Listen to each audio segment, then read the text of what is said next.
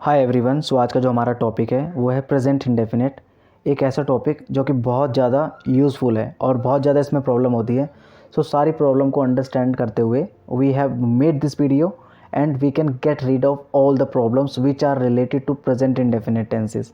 क्योंकि इसमें हम basic indication, rules, how to make sentence, सभी चीज़ क्लियरली समझने जा रहे हैं।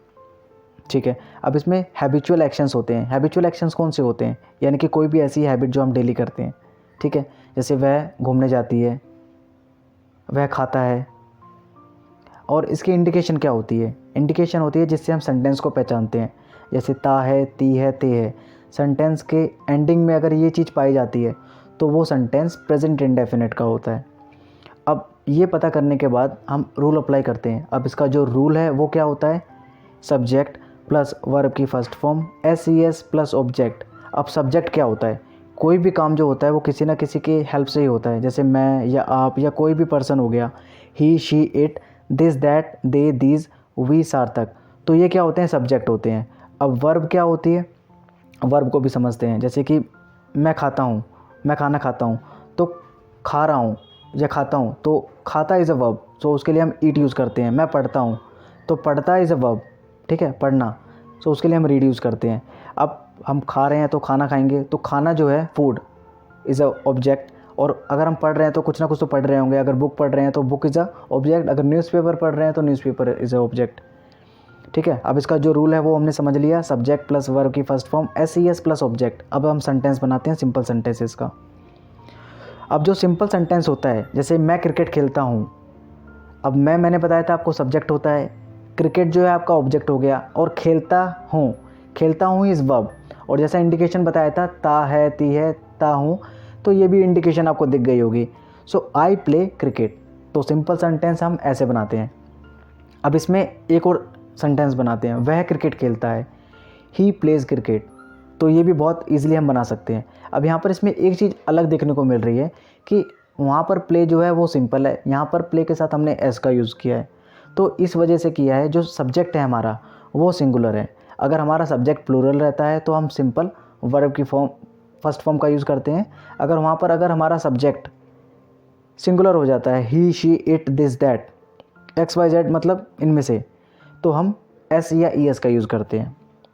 नेक्स्ट जो है हमारा वो है subject do, does plus not plus verb की first form plus object.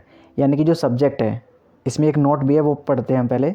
If our subject is singular then we use singular helping verb. अगर हमारा जो सब्जेक्ट है वो सिंगुलर रहता है तो हम सिंगुलर हेल्पिंग वर्ब यूज़ करते हैं। In case it is plural then we use plural helping verb. अगर वो प्लूरल होता है तो हम प्लूरल हेल्पिंग वर्ब का यूज़ करते हैं। यानी कि जो सब्जेक्ट है, अगर I, we, you, they, this, those होगा तो हम डू का यूज़ करेंगे। और अगर in case he, she, it, this, that, any name होगा तो हम डज का यूज़ करेंगे। बेटर अंडरस्टैंडिंग के लिए हम समझ सकते हैं इसको। जैसे एक इमेज भी है, डू, इन सभी के साथ जो लेफ़्ट साइड में जितने भी सब्जेक्ट्स लिखे हैं इनके साथ हम डू यूज़ करेंगे, ठीक है। और राइट साइड जितने भी हैं इनके साथ हम डज यूज़ करेंगे। अब इसका जो नेगेटिव होता है रूल, वो होता है subject do does not plus verb की फर्स्ट फॉर्म प्लस ऑब्जेक्ट। मैं क्रिकेट नहीं खेलता हूँ।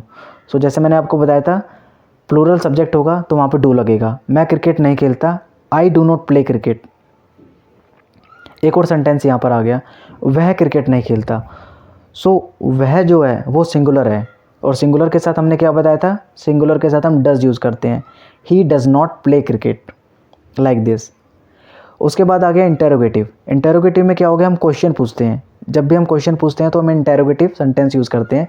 अब वो प्रेजेंट इंडेफिनिट का हो, कॉन्टिन्यूअस का हो, इरिस्पेक्टिव किसी का भी हो। क्या मैं क्रिकेट खेलता हूँ? Do I play cricket. क्या वह क्रिकेट खेलता है? Does he play cricket. Negative में जो आपका रहता है हेल्पिंग वर्ब वही इसमें रहता है, कोई चेंजेस नहीं आते इसमें। डज़ ही प्ले क्रिकेट आपने देख लिया। उसके बाद interrogative negative, normally most of the time मैंने इसको कभी अपनी लाइफ में यूज़ नहीं किया, बट एक रूल है तो इसको समझ सकते हैं हम कि इंटेरोगेटिव नेगेटिव सेंटेंस कैसे बोलते हैं और कैसे बनाते हैं। क्या मैं क्रिकेट नहीं खेलता हूँ? आई बिलीव आपने भी कभी यूज़ नहीं किया होगा। So but for better understanding we need to understand that कि कैसे बनाते हैं। इनकेस अगर बनाना पड़े या कोई पूछ ले, सो वी शुड नो, हमें पता होना चाहिए क्या मैं क्रिकेट नहीं खेलता हूँ? Do I not play cricket? क्या वह क्रिकेट नहीं खेलता है? Does he not play cricket? Not third number पे हमने यूज़ करा है, ठीक है। और क्वेश्चन मार्क का इसमें हमेशा ध्यान रखते हैं because these are the interrogative and interrogative negative, we have to put question mark always. Thank you for watching this video. In case of any suggestion, you can comment below the section. Thank you so much for watching this video.